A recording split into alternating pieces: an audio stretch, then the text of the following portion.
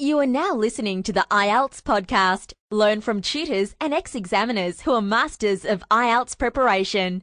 Your host, Ben Worthington. Hello there, IELTS podcast listeners. In this episode, we're going to have a look at IELTS Task 1, the speaking part. We've got a cheat sheet, a list of phrases you can, quote-unquote, steal, but with precaution, which I'll go through later on. We're going to have a look at some listeners' questions, and we've got a very special guest called Alison Pittman, and we're going to discuss the British accent, more specifically received pronunciation. So first, we're just going to have a look at some of the viewers' emails, or the listeners' emails. Marcus wanted to know about the schwa sound. Right, Marcus, I managed to get a speaking expert, a speech therapist. She's coming on the podcast in about 2 weeks, so we've got that covered. Thanks for sending your email. Somebody called Tran, or Titanic, Thidoan Trang or something. Sorry, I probably made a complete mistake of that, but anyway. She wanted to know, she said, I want to get IELTS score 6.5, but she doesn't know where to start. Right then, that's quite a common problem. There's lots of information out there, and figuring out where to start and what to do is quite tricky. My advice would be to do a practice test, a complete practice test, find out your weak spots, and then once you've identified those, focus on them. If not, you could be going around in circles, learning lots of random material, which at the end of the day you might not even need. So do a practice test, find out your weak spots, and focus on those. Okay, Niti Keswani said that he's struggling with his reading. Now, he's stuck at 7 or 7.5 and wants to improve further. Right then, Niti, in this case, I'd follow the advice that we gave on a podcast a few episodes ago. I think it was the one that Ryan did with Vin. And because Vin eventually scored, I think, an 8.5 in his reading. And this was a student who absolutely hated reading. So listen to his podcast. There's some great information there. But I think the general gist of it was lots of practice tests. And he also wrote down lists of new words that he read, that he discovered, and wrote the phrases that in which they appeared. So he didn't just remember a bunch of words, he remembered the phrases. In this way, he got to use the words correctly, in the correct context, and in the correct sentences. Marlene Flores Conejo, she said that she's got problems in the second part of the writing. Okay? To quote her, it seems that I take too long to focus on what I need to write, and when I start, it seems I'm repeating myself over and over again. Right then, Marlene, in this situation, it seems that you need to take more time to plan your essay. If you can plan it well, then it's going to be well structured, it's going to be coherent, and it's more chance that you're actually going to answer the question. I did a blog post around November 2011, and just 5 simple steps you can follow. All right. The first one, read the question, identify the key words. Okay. So if it's asking you about renewable energy or green energy or the environment, then you can make a list of the topic-specific vocabulary you'll be using. For example, green energy, nuclear power, solar power, wind power, emissions trading, greenhouse gases, CO2, pollution, all this kind of vocabulary. Also, one of the key words in the question will be something like give your opinion, discuss. These will basically be giving you the instructions of what kind of essay you're going to write and how you're going to write it. Okay? So, number 1, read the question, identify the key words. Number 2, generate the vocabulary. Number 3, have another look at that question. Yeah?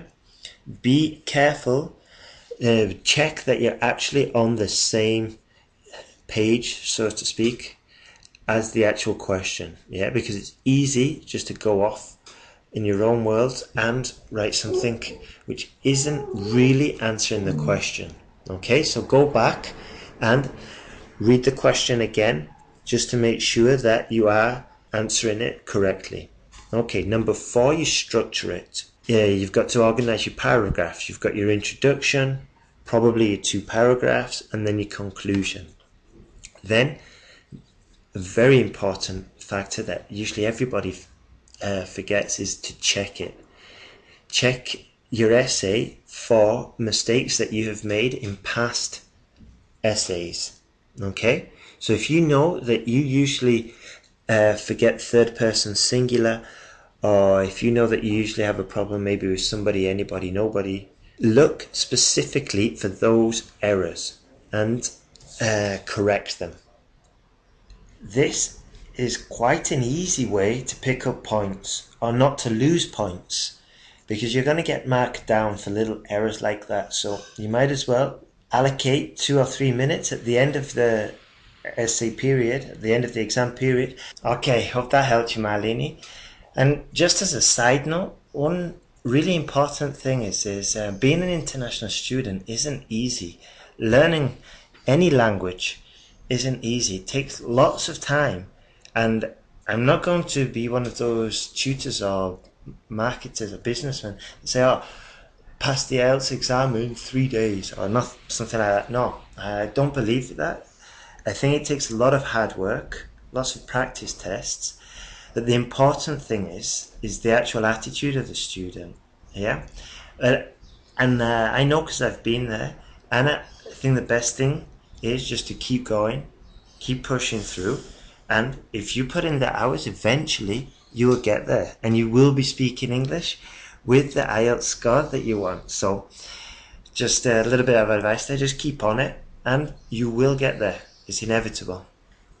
Now then, in this section I've got a very special guest who actually uses her voice to earn a living. What I did is I asked her a series of typical IELTS Task 1 questions for the speaking, and for the first exercise, what I'd like you to do first is really listen to her voice, try to interpret what she's saying, listen for the melody, because it really is quite melodic. It's up and down, and so listen to that, and then afterwards try and guess where the accent is from. Okay? Hello, Ben, and hello to all your podcast listeners. Just before we start, I wanted to thank you for your very kind invitation to take part in your podcast series. I hope your listeners and subscribers will find it interesting and hopefully helpful. So, moving on to your questions. What's my job? Well, I work primarily as a voiceover artist. That's to say, businesses and individuals use my voice to sell their products, inform and instruct their customers and colleagues, or educate their students and trainers. My work really covers such a large span of broadcast and non-broadcast voiceover work, so I can be asked to record a voicemail message for someone's phone, or narrate an e-learning training module, or provide a voiceover for a new app for the iPhone. There is such a huge variety of work, and with new technology developing all the time, you never know what the latest thing will be. Okay, hopefully you identified the voice as one of the best voices in the world, like my own voice. No, I'm just joking. No, hopefully you identified the voice as the received pronunciation, or BBC English. Just a small exercise I wanted to do is, hopefully you noticed how there's a lot more intonation, and this kind of speaking, it's done more with the front of your mouth, and it's a lot more, it's a lot more challenging as well for a foreign speaker, I think. I also hope that you managed to identify some good phrases there, some good structures that you could possibly borrow. For example, I work primarily as a voiceover artist. This could be quite useful. You could use this for anything. I work primarily as a waiter. I work primarily as a teacher. My work really covers such a large span. Yeah, this is what you'd say if there's lots of aspects to your work. Yeah? So, for example, I could say my work really covers such a large span. I'm a teacher, I'm a tutor, a translator, interpreter. Yeah, and you can almost list the fields that are related to your work. Okay, if you're an artist, you could say I'm also a technical drawer, I'm a painter, I'm a sculptor, that kind of thing. Okay, now we'll listen to the second question. In this second question, now try to listen for topic-specific vocabulary. Okay, and if you've got a pen, try to make a list of what you hear. If not, don't worry, we're going to go over it in a second. So how did I choose voiceover work? Well, I'm not sure if I or if anyone really chooses voiceover work. I think it sort of finds you, really. I spent all of my career working within the media industry. So I started off in feature films when I completed film school. I worked as a location assistant and then as a location manager. And then I moved into more TV production. So I worked as a production manager, an associate producer. But then I quickly realised that these jobs, they were so intense and full on. They were great fun, but they were quite time consuming, that if I were to decide to have a family, then it was going to be difficult to sort of work and look after children at the same time. So I wanted to find something else I could do, something that was still within the media and creative business, but something that I could do from home and could fit with family life. And that's why I sort of came across voiceover work and thought, well, that would be perfect. And, you know, at the end of the day, it's really worked out quite well. So, although Angela's probably never done an IELTS speaking exam, we can learn a lot, because you've probably realised that she's paraphrasing all the questions. This gives her a little bit extra time, but it also makes it clear to follow. And she does it in a way that's not parrot fashion. She does it in a kind of natural way, so definitely learn the skill of paraphrasing. Secondly, the amount of vocabulary that she used, the really technical vocabulary: feature film, location manager, media assistant, associate producer. All of this vocab she obviously knows because it's her industry.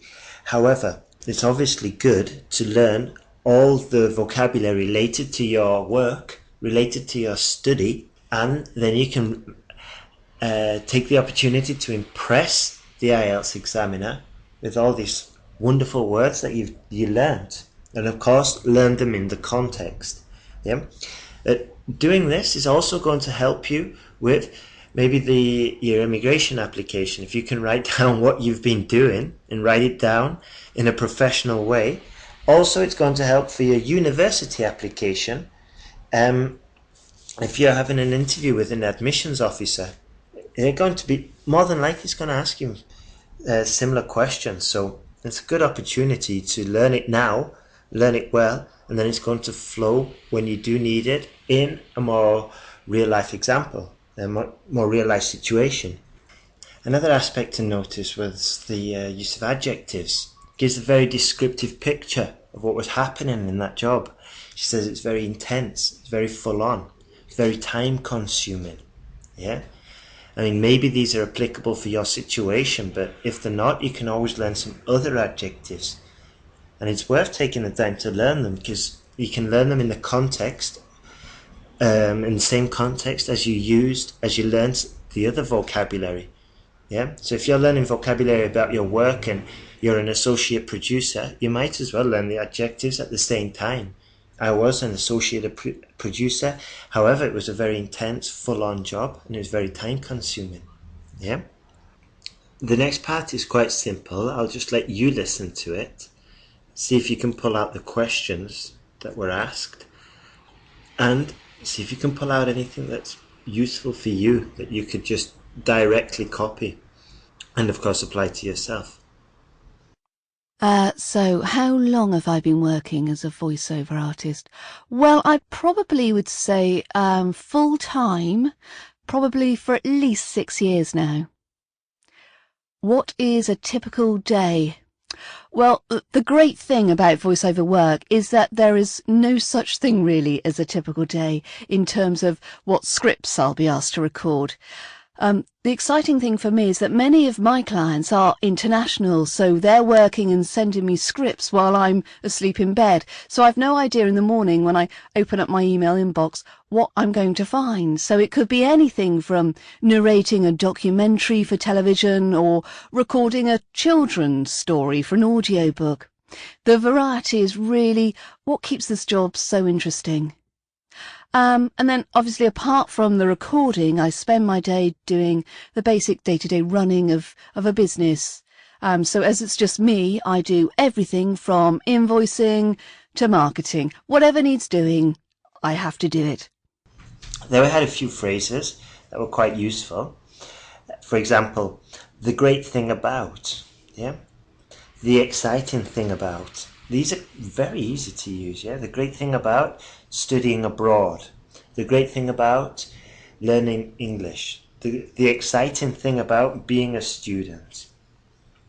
Okay. Another phrase there, which is quite universal. The variety is obviously what keeps this job interesting. Yeah? You can take these phrases, adapt them for yourself, you know? The variety is obviously what keeps this job exhilarating. The environment is obviously what keeps this university course interesting. Now listen to the next part. Try and spot a few expressions and write them down and try and use them today in your everyday activities. If you are in an English speaking country, try and incorporate them. If you use them about 5 times, or use one sentence or phrase about 5 times and review it tomorrow as well, it's a safe bet that it's now committed to memory, especially if you do what Pete said from Splendid Speaking, which is try and personalize the expression as well. Alright, so there's just this final chunk, and then we're going to go onto the set expressions that you could use for the speaking, okay? I wouldn't say there was much I didn't like about my job. I mean, doing accounts and invoicing can be tedious, but overall, because I'm involved in every aspect, it's no day is ever dull. So how did I become great at speaking with RP? Well, that's very kind of you to say. The RP accent is my native accent, so I've always spoken this way.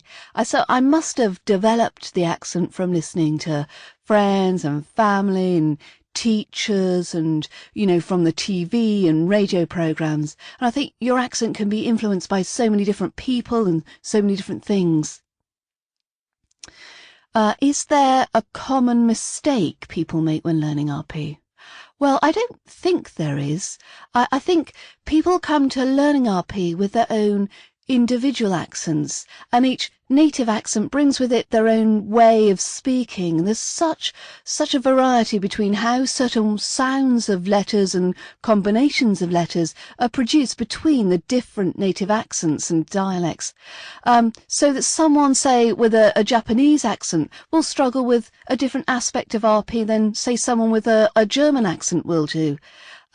Each individual has to take their time and practice speaking with the RP accent. So you relearn how to make the individual sounds, and you retrain your muscles in your mouth and your tongue and your lips to form these new sounds and the new shapes.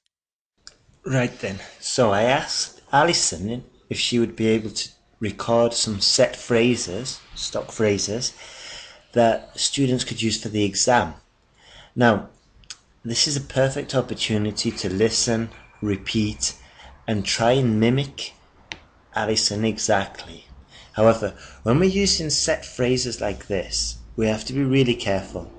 because we need to know when to use them, how to adapt them, and how to master them. Because if they're not used correctly, then you're going to lose points. Alright? So, once you've learnt them, try them in the context and see if you fully understand them. Alright? Okay, so you sent me some stock phrases to say for your podcast listeners. So let's take a look at these.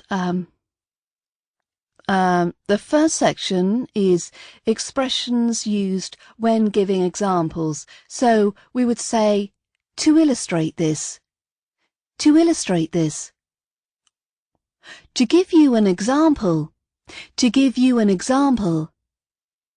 It's difficult to say. It's difficult to say. To show you what I mean. To show you what I mean. A case in point is. A case in point is. Take McKinsey, for example.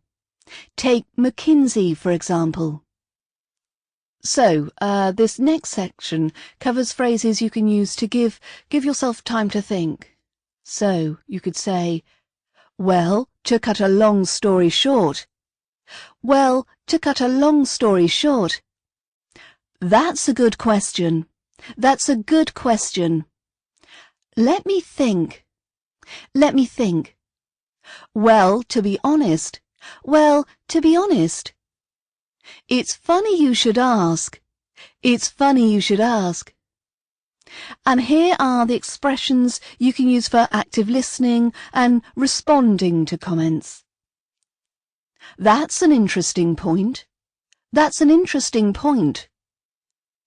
Could you explain what you mean by? Could you explain what you mean by? Back to the questions. Yes, I do have a product available. It's called the Ultimate RP British Accent Learning Resource. And as you say, it's available on my website as a digital download. There's over 15 hours of audio and video RP pronunciation practice material for all of you who's interested in improving your RP accent. Is it good for non-native English speakers? Well, I would want to stress that this material is really to help you with pronunciation practice. It's rather than as an English teaching course. I would think that you should have a good command of English before you really want to use this course. So first, start with a course that teaches you English, and then once you're confident with English grammar, etc., then it would be time to look at developing the RP accent side of things. Saying that, if you have a good understanding of English, then I know many non-native speakers have found that the Ultimate British Accent has really been helpful for them. What type of person buys the product?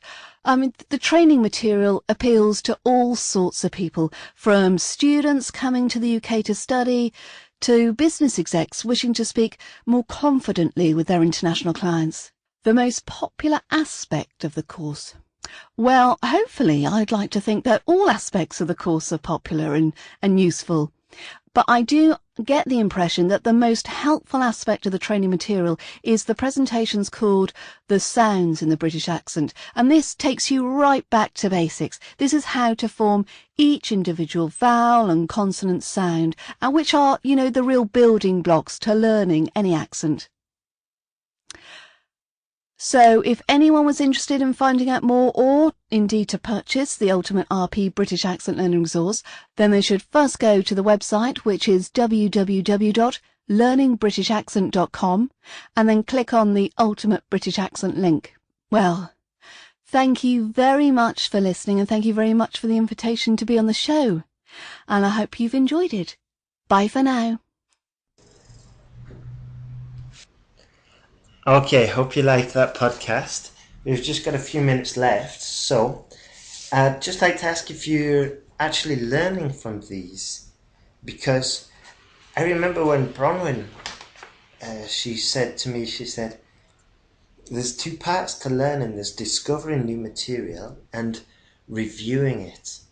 And if you have one without the other, you're not really learning that effectively.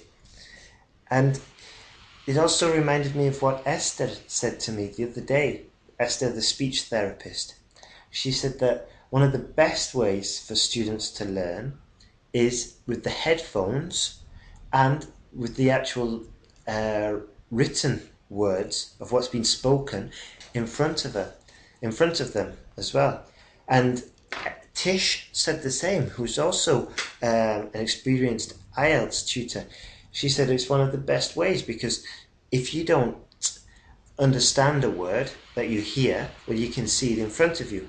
And if you don't understand a word, if you don't know how to pronounce a word that you see in front of you, you can hear it immediately. And I guess it deepens that intuitive skill that comes with the language. So with that in mind, I decided to get some transcripts made of the actual recording.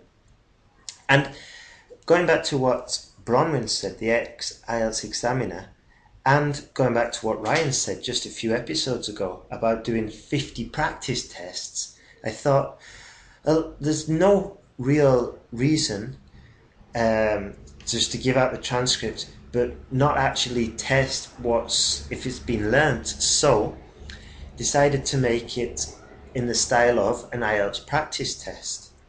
And this has a few benefits, because if you do take Ryan's advice and you do 50 practice tests, which is a lot, and you do these to increase your comprehension skills, you do it to find your weaknesses, and you do it to improve your listening ability, but it is kind of boring, I imagine, doing 50 practice tests on random topics.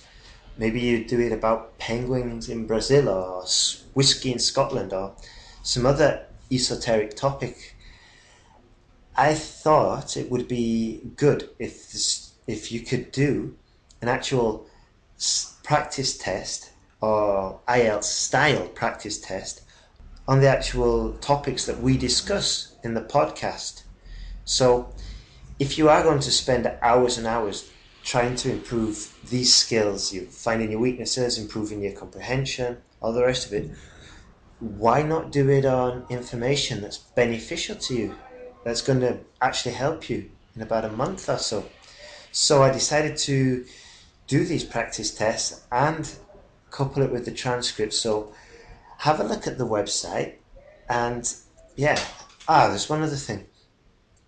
If you do download the transcript and the practice test, you have to bear in mind that this isn't the answer.